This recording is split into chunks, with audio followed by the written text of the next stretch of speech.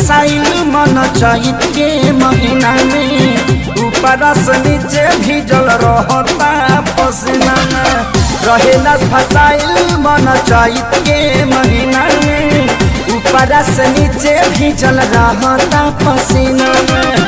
गरमी से देह पूरा झूलल रहता, गरमी से देह पूरा झूलल रहता।